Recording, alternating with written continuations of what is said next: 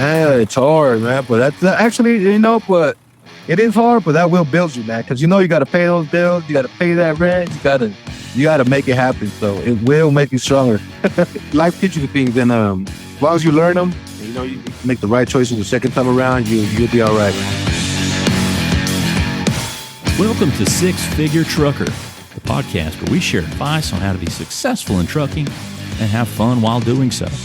We'll share stories, news, and advice on how to earn six figures in trucking, and we'll speak to guys and gals that are already doing so. Let's get to the show.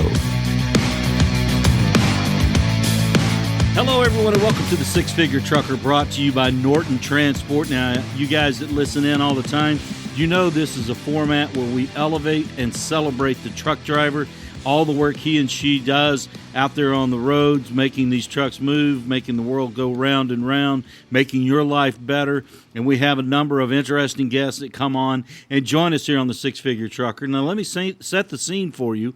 Right now, it is a Saturday afternoon, evening. We have brought the portable studio to my house, also known as the back deck. I've got a beer in front of me.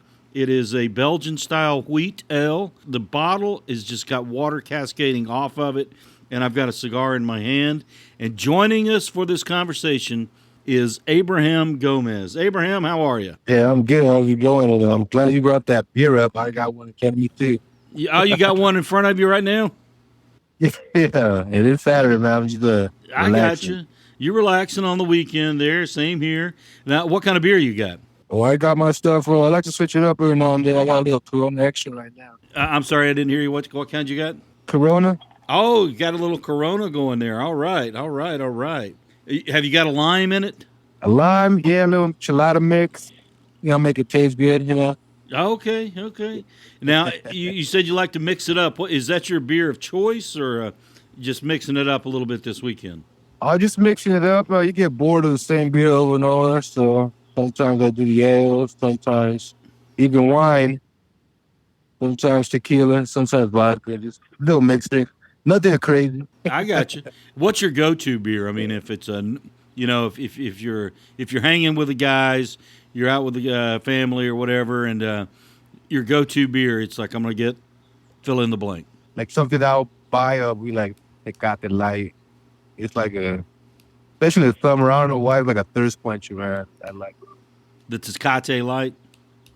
Yeah, the blue can. I get a lot of it. I get a lot from the buddies too, talking about why you drinking this stuff. But hey, man, I like it. It is like drinking water. I got you. Get a little buzz from it. I got you. Do you like the Modelo?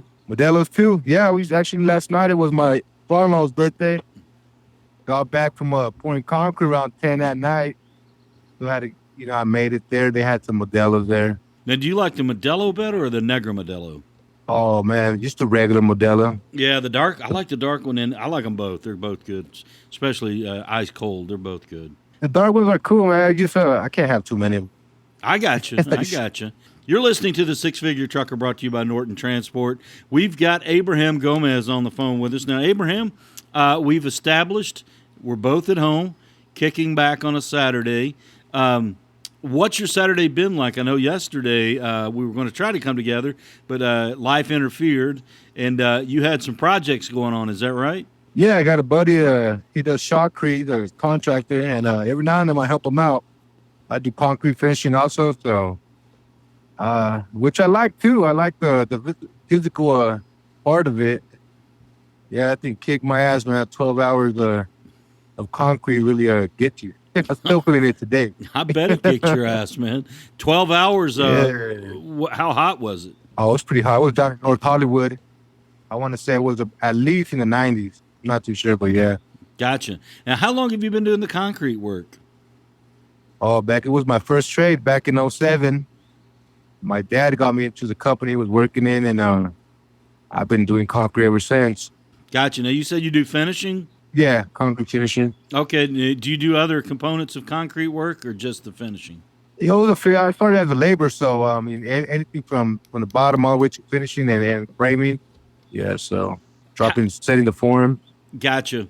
How does that compare to driving a big truck? I mean, are there similarities or not necessarily? Oh, it's a whole different type of exhaustion. Is that like driving isn't physical, but mentally it will exhaust you. And concrete, well, it's all physical.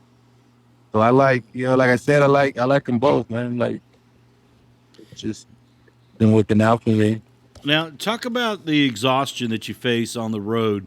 It's mental, and I guess you can obviously physical fatigue too. How do you combat that? Well, a lot of meditating. You got to, a lot of sleepy meditating. What I meant from mental exhaustion was like, you run into a lot of like, let's say like traffic, drivers, just unpolite out there on the road, man. It makes it really hard for somebody sometimes. How big of a problem But is that? Let's be real here. How big of a problem is it? oh man, I don't think people know like on regular cars. It's funny because I got another truck driver buddy. He calls them four wheelers, right? Yeah. I don't think these four wheelers understand how dangerous it is driving, even to drive next to like. Because I would drive these 53-foot truck and trailer combinations, and any little thing can just ruin somebody's day. So yeah, them are like swerving, cutting you off, trying to push your car up against the truck. It's just not a good idea. Well, you're in But my head. There's a lot of room there, but I was just thinking that thought. What you're talking about swerving. How often does it happen? Like you're in traffic, you're in the center lane or the right lane. Somebody's trying to pass you, as is always the case, and they swerve around behind. They're playing dodgeball in between the traffic. And how unnerving is it when they just barely scoot in front of you? I mean, where they just barely man, clear the bumper. well, as a driver, you got to keep your eyes on the mirrors. It's something they teach you at the you bend, right? So I'm always watching my surroundings, and I always see when you can see them coming, swerving in and out the lanes. So yeah, as soon as I see that, man, you gotta let go of that gas pedal. Start slowing down, and that's the annoying part. You gotta slow down for You got drivers to. like that, and I guess it's almost like you gotta drive for them. it's almost like anticipation, I guess, or it is anticipation. Yeah. You see it coming, so you try to avoid any issue at all times. Well, this is a good chance for us to plug. Safety Week starts next week, beginning tomorrow. And our safety director, Renee Deering, had mentioned this to me yesterday, so I was going to go ahead and plug it since we're talking about safe driving. It's Operation Safe Driver Week. And as you know, as a driver, law enforcement will be out. Is that something you're cognizant of? Yeah, but if you're on your stuff, you do your inspections, and you got it. There's really nothing you should worry about. Gotcha. Now, how often when you talk about doing your inspections, kind of walk us through your inspections. What are we looking at there? Oh, pretty much everything from the ground up.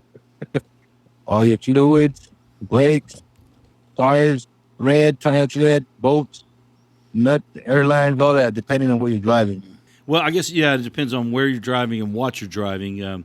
How long does a typical pre-trip inspection take you? Well, it could take anything from 10 to half an hour, 10 minutes to half an hour. When it's 10 minutes, you're probably being say, if I've been on that truck for more than a few months or more than a year, you pretty much know the ins and outs of that truck. So it goes a little quicker, the inspections. Right. Well, I want to do something here. We're going to play a little word association here on Operation Safe Driver Week. I'm going to list off a couple of bullet points since we know law enforcement will be out next week. I'm going to say one of the bullets. You tell me the first thing that comes to mind about you or other drivers. All right. We'll start at the top. No use of the cell phone. True. Very recommendable. How often, I'm not going to ask you to tell on yourself, but how often do you see other drivers on the cell phone? Oh, man, all the time. There's a lot of automatic rigs now, right? Right. So you see a lot of drivers with their feet up on the dash, Oh, my goodness. on the cell phone. Yeah. You click on the cruise control, you got stands in the truck. And I think they're just they're getting a little lazy out there, man, and a little too comfortable in those trucks. And yeah, I see it a lot. So you've seen drivers with their feet up on the dash and Yeah, to tell you what, like this last winter that I was still on the road driving the rig, you wouldn't believe it looked like a truck graveyard throughout the whole Interstate 40. mm-hmm. You wouldn't believe how many burnt up, smashed, turned over trucks and trailers on that road due to and I'm pretty sure due to your cell phone usage. It's a while problem. driving. I mean, speak about it as an experienced driver. It's a problem. Yeah, man, a lot of people don't really take it as serious as they should. I mean, here in 2023, everybody lives with that cell phone. It's just an extension. It's almost like, the next part of your body is the cell phone, and everybody Yeah. relies on it. They're on it all the time. And we're not going to pick on truck drivers only because, I mean, everybody else and every other vehicle is doing it at the same time. But speak to it about why you don't do it. I mean, you kind of talked about the graveyard of trucks you saw on I-40, and it makes you think about what could happen if Yeah, you do man. use it.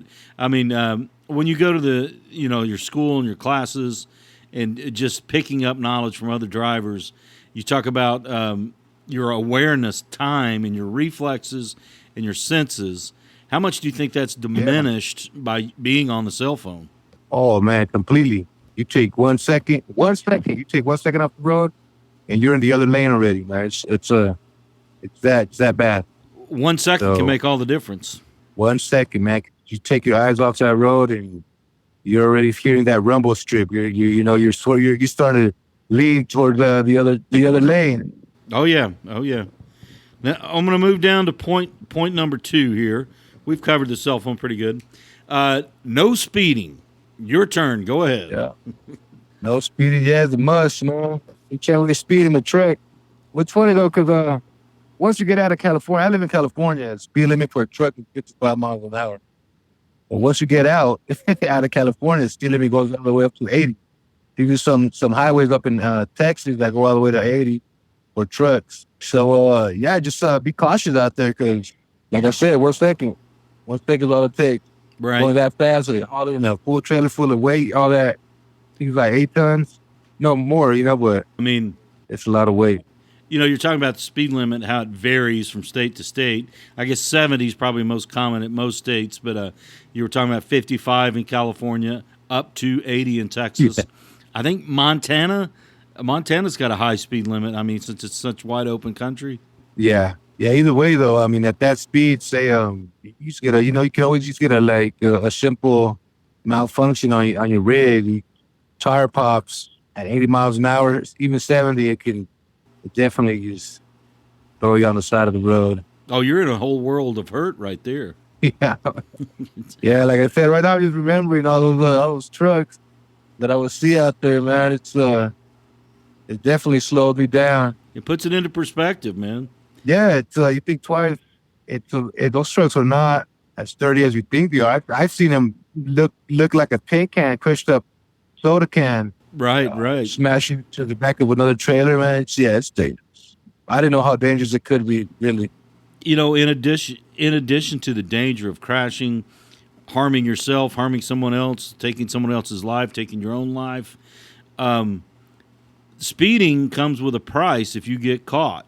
Tell us from a trucker's perspective, how much is it going to set you back? I mean, it could put you out of business, I guess. Yeah, depending on your speed, how far over the speed limit you are, it could take license away. And the fine also depends on the speed. But any speed, actually, just getting that ticket is points on your license, and you get more than a certain amount of points a year, and that's it. They take your license away. What would that mean to you? Not implying that you're doing, but what would that mean to you if you lost your license? Oh man, well, it happened to me. That's why I know it happened to me. I got my license suspended for a year, and that's basically starting all over. I had to go back to my old trade, concrete.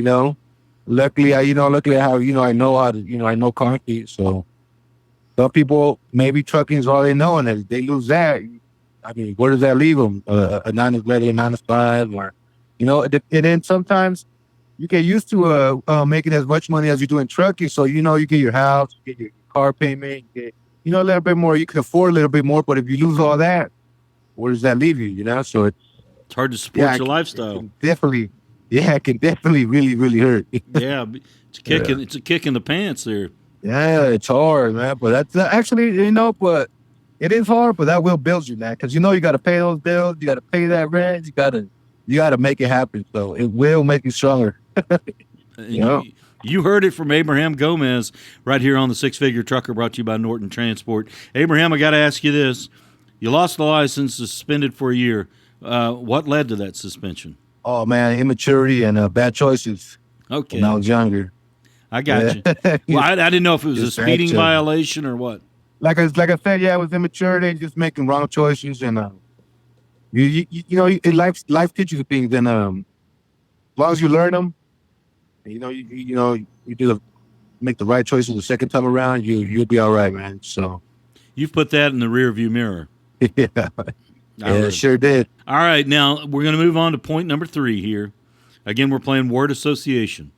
This is a stickler, particularly for people who are not in big trucks. And I want to get your perspective on it. Stay in the slow or the second lane. Oh man, you gotta stay in the slow lane unless you're gonna, pass somebody up. Yeah. You hear drivers, not truck drivers, but car and pickup truck drivers talking about how big trucks get in the fast lane. What's the perspective of it from your vantage point behind the wheel? If you can avoid it, avoid it. You wait your turn. Wait your turn, man. Because in some states, you get a fine for that one being on the left lane. Yep. And it's just wait your turn. You'll get your opening. You don't want to, because you can only go as fast. Just wait your turn. Be courteous. Yeah, I got be courteous. Yeah, I think a lot of drivers out there, even just regular cars, just lose that courtesy for other drivers, which will actually create more traffic, more slowdowns, and you can't be selfish out there, man. So share the road. That's great advice from Abraham Gomez here on the Six Figure Trucker, brought to you by Norton Transport. Share the road, be courteous. You heard it from Abraham. I wanted to ask you this question. With all candor, as a driver, we know on the inside of our business the pressure that you guys are under to deliver on time and to make the deliveries when you have to. How do you balance that out with being safe? Oh, man. Being safe should come automatic. And for being on time, plan your trip, And if something happens down the road that you can't avoid, it's just how it goes. You can't stress over it, Right. All ahead and, you keep communication. Now, you mentioned a great point that a lot of drivers talk about. It's a common discussion point here. Plan your trip. Walk us through Abraham's plan. Are you back on the road Monday? I should. I'm gonna be off Monday, but I'll be back on the road on let's say Thursday. Thursday. Now, have you already put a plan together for Thursday, or are you working on that, or is that down the road? Yeah, well, usually depends on first I gotta find out where I'm going and what I'm picking up.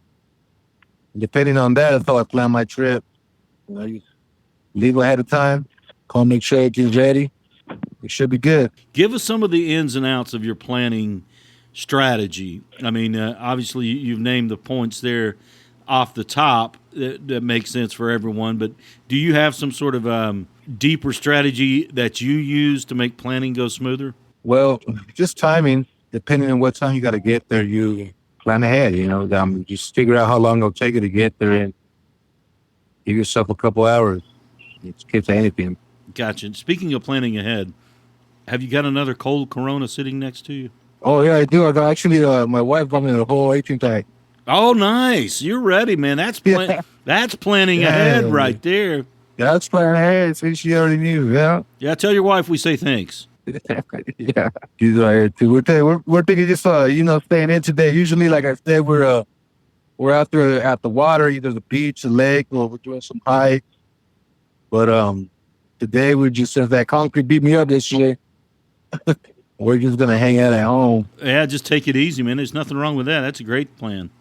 Now, yeah. Home is, if I'm not mistaken, is Victorville, California. Is that right? Yeah, it is. Victorville, California. Good old high desert. That's what, northeast of Los Angeles, just outside of L.A.? Yeah, just about, with no traffic. Given this traffic, about 2 hours. But no traffic, looking at cool 45 minutes. Okay. Do you get over to L.A. much? Not driving, but just for fun? Just for fun. Yeah, sometimes if it ain't the beach, it's just just walking around and trying something new, some new food, some new restaurants. What beach do you guys go to? Oh, we try to go to all of them. We just went to this last one. We went was out there in Laguna Niguel. Yeah, It's called Treasure Island. Laguna Beach. Now, Venice Beach is out Yeah, that way well, too, isn't it? Venice Beach. it's more towards the LA area. Gotcha. But yeah, that's a nice one too. Took some bikes over there a while back, and yeah, we just bike riding along by the beach. You and now you've got some children too, is that right? Yeah, Tell got us, tell us six about those. kids. Six kids all together. Oh my, 6 kids! You got to stay on the road, brother. Yeah, that's what I'm telling you. Yeah, there's no time to think about it. You got to make it happen. What are their age ranges? Those 6 children. I think the youngest is 12, oldest is 17. Oh my, man, bless your heart. You got a bunch of teenagers there. It sounds like. Oh yeah, so in a few ways, I mean, a few ways is a little easier. It's faster to get on the go. You've got to worry about diapers and diaper bag and car seats and strollers and That's pretty true. much you let the kids know, hey, grab your bag. We're going somewhere, man. Grab your backpack stuff, snack. Let's go. That's a little easier, but yeah, it's a lot. A lot of them keep your eyes on. Oh yeah, oh yeah. Now you said you guys went to the beach recently. Is that right? Yeah. Riding the bikes and did you guys get in the water there? Was the water warm, cold? It was cold, but the day was hot, so it evened out. They had a little bit of what's that called when they got it was some type of like a reef. There's rocks on the water. They got so I know what you're talking about. check out the crabs and that extends out from the beach there. I'm drawing a blank here, but it extends out there. But, that was fun for them. They were checking that out. cool. Checking out the wildlife, the things that are going on there above and below the water there. Now, you were talking about it was a hot day, but I guess the water was kind of refreshing. Oh, I felt good. I was in that water. I didn't want to get out. I hear you, brother. Well, we're gonna jump back to reality here. We still got some bullet points on the safety since next week, again, as we mentioned, is Operation Safe Driver Week. Abraham Gomez is walking through it with us on the bullet points on the Safe Driver Week. I think we had left off at which lane you stay in, or staying out of the fast lane only when necessary. But how about stopping at all way stations? Now, tell us about your habits about way stations. Well, I mean, if you have to, you have to. If your truck, like say Norton, we gotta stay. We gotta stop at our truck way station. Say, well, but other companies, you got a little fast track thing going on inside, blink red or green if you want you to pull in. Sometimes it's green. You don't have to. Sometimes it's red. But the company that's where I suggest you do it. It could save you a lot of grief down the road. Yeah, it sure does. Now, you were talking about some other companies that have. Is this the software that's up on the windshield there, up at the top? Yeah, a little. It's like a little pre-pass. I guess membership the company pays for, and depending on the inspection history, that's how many times they're gonna pull you in. If you're good on your safety, like the safety point thing, if you're good on your safety inspection, when they do pull you in, you get more green lights than red. But it all depends, like I said. I got you. At a way station, that can be some grief when you stop at a way station. Have you ever had any less than desirable experiences at a way station? Yeah, well, especially if you're running late, they do. Even though if you're good on all your inspection, if you're running late, you are going to take about a half hour of your day. Right. Well, just little things. Sometimes you don't notice some things, or a light can go out, or lose bow or something. Right. After the inspection, so it's not always necessarily your fault, but it happens. Oh yeah, it happens. But that's what they're there for. They gotta keep it safe. If you miss something, they'll catch it. So that's all good. Oh yeah. This next bullet point kind of dovetails off of the way stations, and that is keeping your logs current. Now, how do you do that practice? What's your method? Oh, you stay on top of them, man. And you keep them current, because there's a lot of drivers out there that'll lie a little bit, but now that never works out, man. from the inside, we see. I mean, it's. I mean, you talk about drivers that cheat on their logs. Do you find it more difficult for other drivers to cheat with the technology that's come along, and as far as the monitoring and the gauging that is built into some of the software that they're operating under? Do you find it harder for them to cook the books? Oh yeah, especially if the system you're on is connected to your rig. You can't move that rig without activating that system, so it gets harder. And if you get pulled into that website for an inspection and they see that you're playing with it, that's a whole other problem right there too. That's no fun right there. I mean, but those safeguards are in there for a reason. And Yeah. obviously, since you've come around as far as what you were talking about earlier about your maturity and learning from past things that had happened there, and I guess, do you heed these safeguards more readily now? Yeah, I agree with him. I mean, I used to, when I first started driving, I kind of, I'm not going to lie, I did a little bit of the paper log, playing with the paper logs, but, yeah, when you're tired out there, man, it's, like you said, they do those, that's set there for a reason. Mm-hmm. You drive more than those, 11 hours, you start getting tired and start falling asleep, and then, now you're a road hazard. Right. Potential danger now, so You got to get that reset in. yeah, like it or not, you gotta get that rest. Yeah. Now, let's say you do your 11 hours. You map out your route. You're like, in 11 hours, I'm going to be at point B. And at point B, there's a hotel that I like.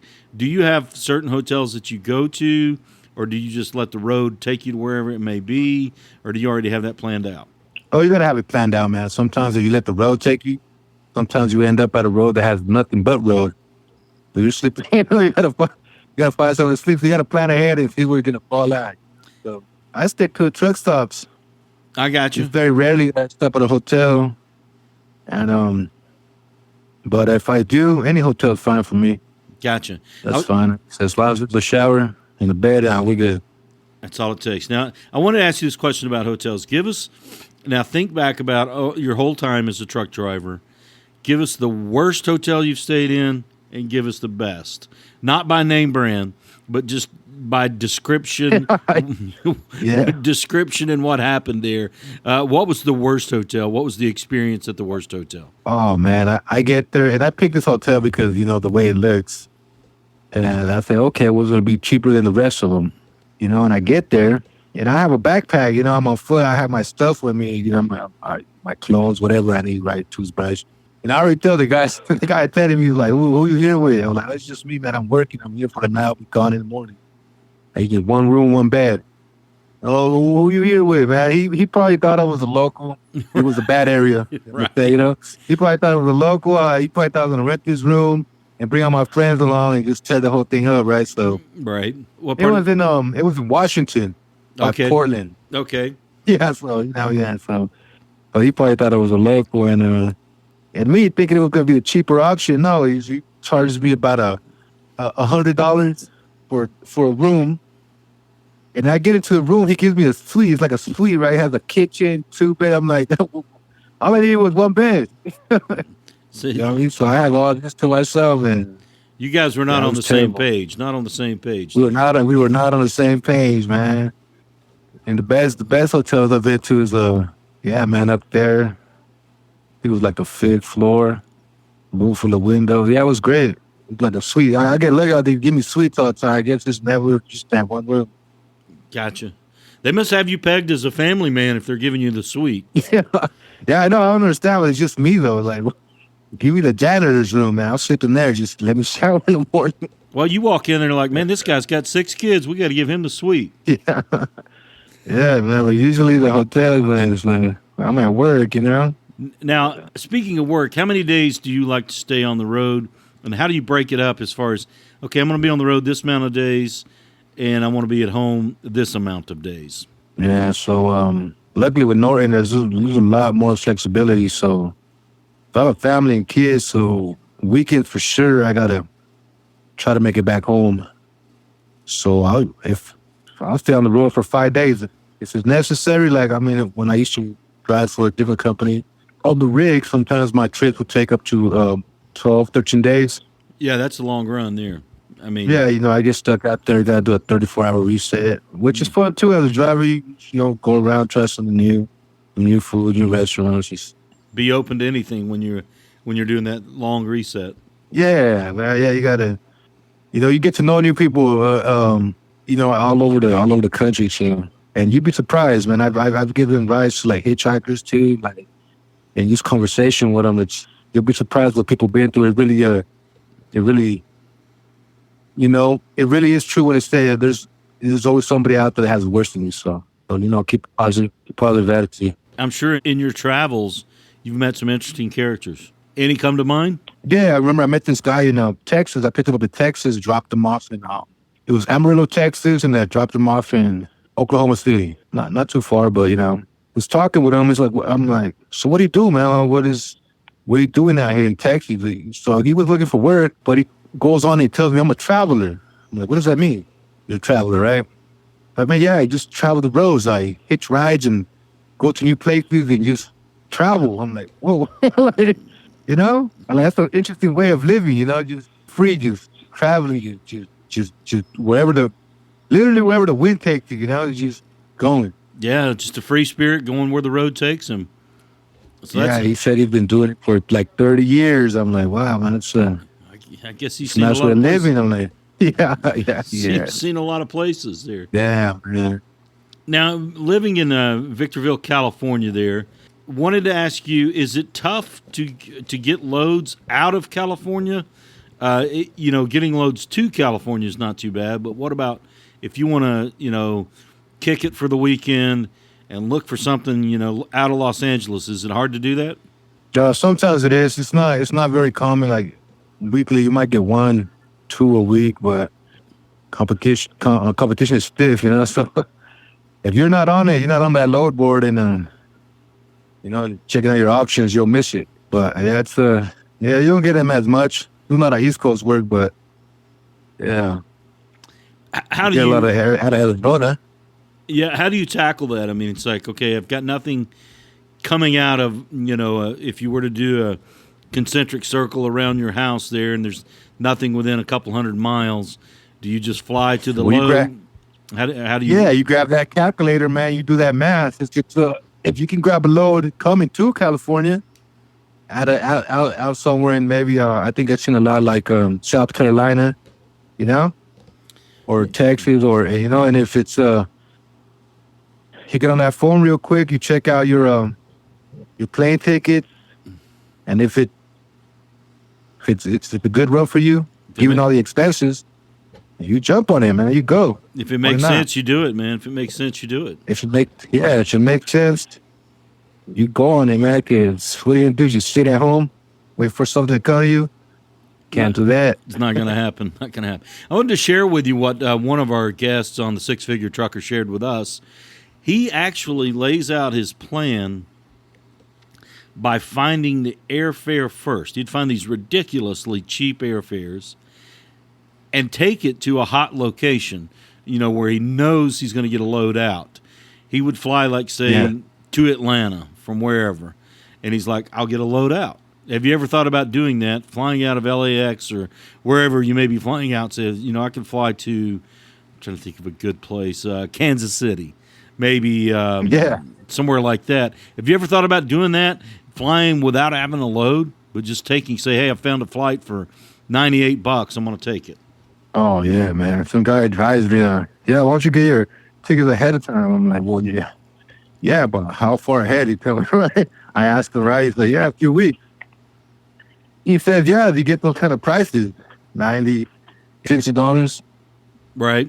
But I mean, like I told him, like, it depends. Like, I don't, I just started working with Norton, so I don't have that, because I know once I get into it, you start seeing the patterns of what comes out of where, what state, and goes to where, like, every so often, right? Yep. So, but I haven't got there yet. I haven't picked up on the patterns. But once I do, I think that'd be a great idea. Just when you know jumping there's on a something plane there. and Yep. Yeah, if you know there's something there and it's going to come out, you jump on that plane, you go. Yep. Got to be the first one to learn. Absolutely.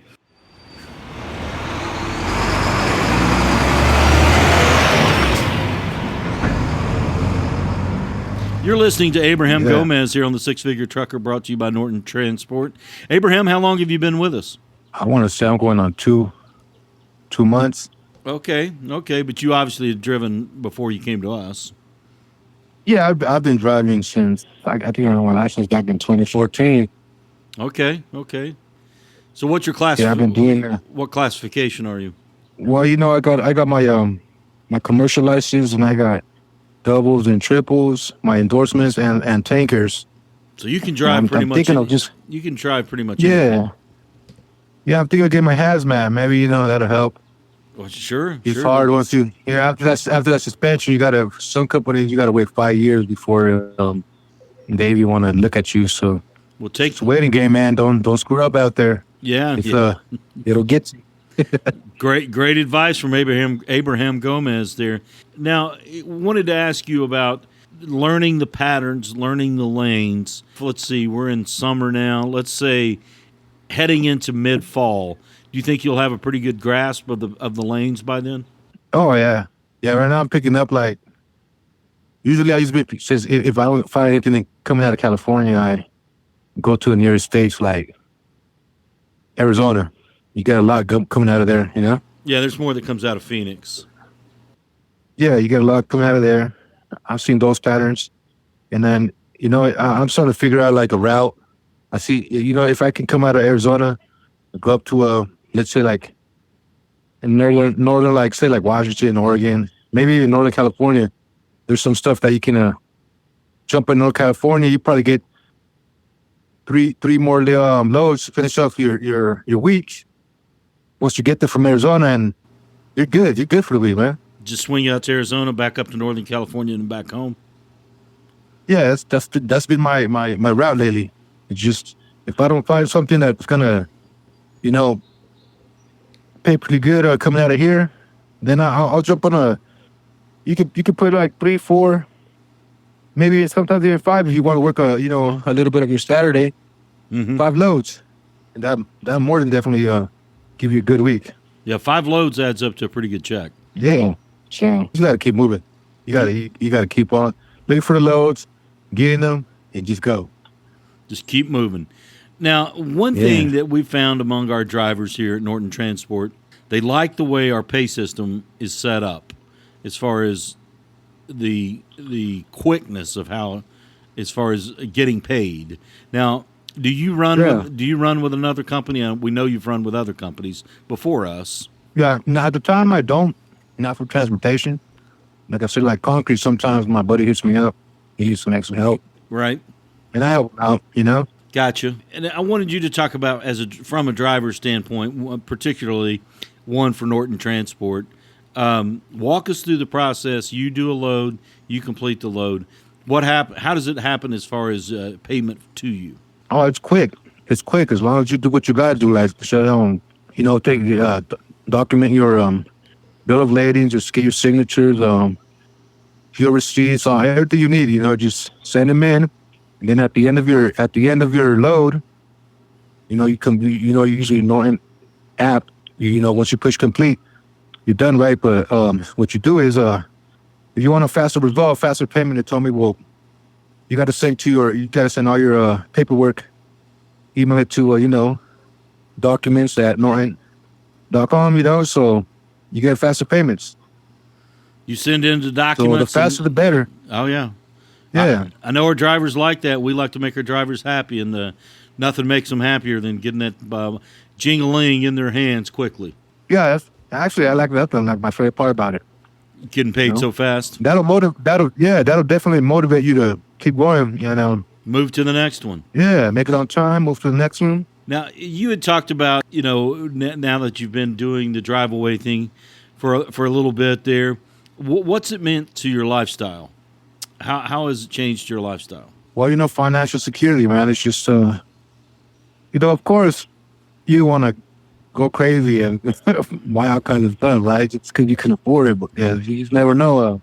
When it rains, it pours. So yeah, it definitely changed in a way where, it's more of a security, Right.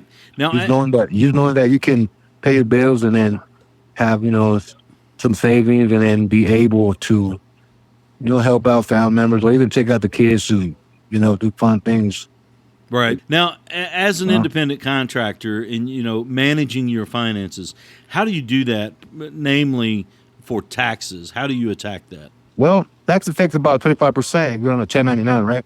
Let's say about 25 of your whole year, Yeah, what I do is once I get my weekly payments all together, I just split that in half. Half of it I put into, my my bills and spendings and all that, and the other half I just put into the savings for that. Gotcha. Taxes and savings. Smart plan. Smart plan. Yeah, you just gotta keep doing it, and eventually you'll figure out how.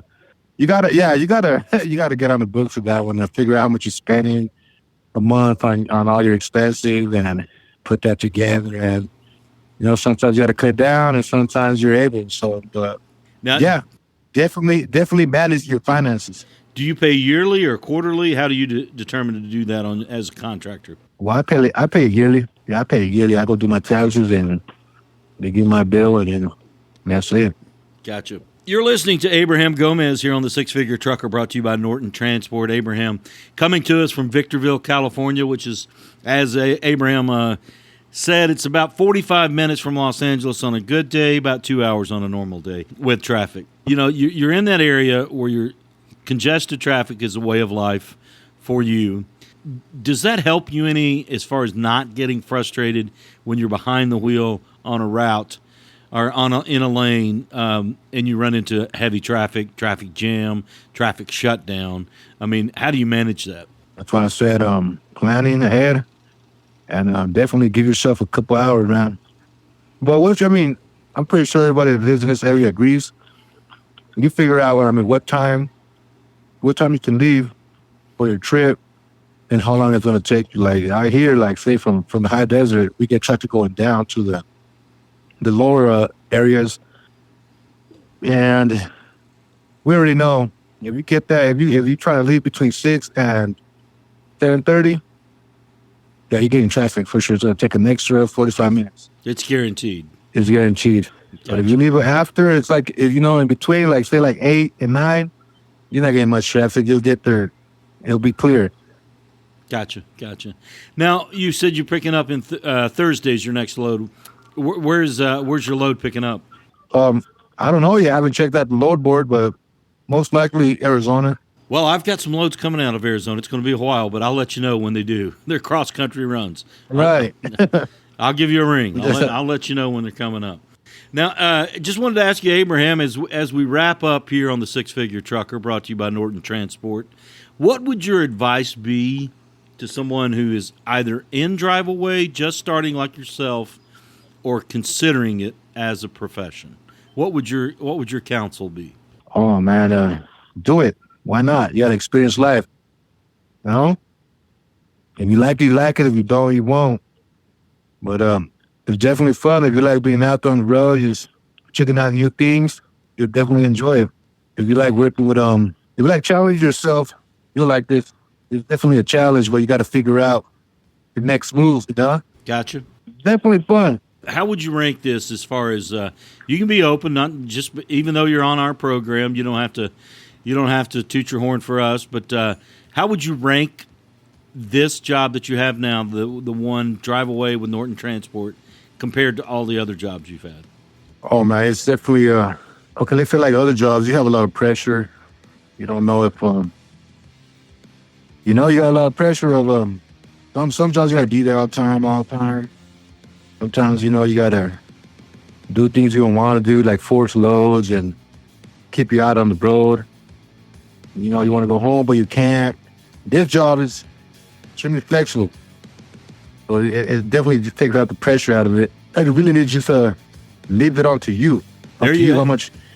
How much do you want to make that week, and how much do you want to work, and what time you want to get back. So it's definitely on you. It really gives you that freedom.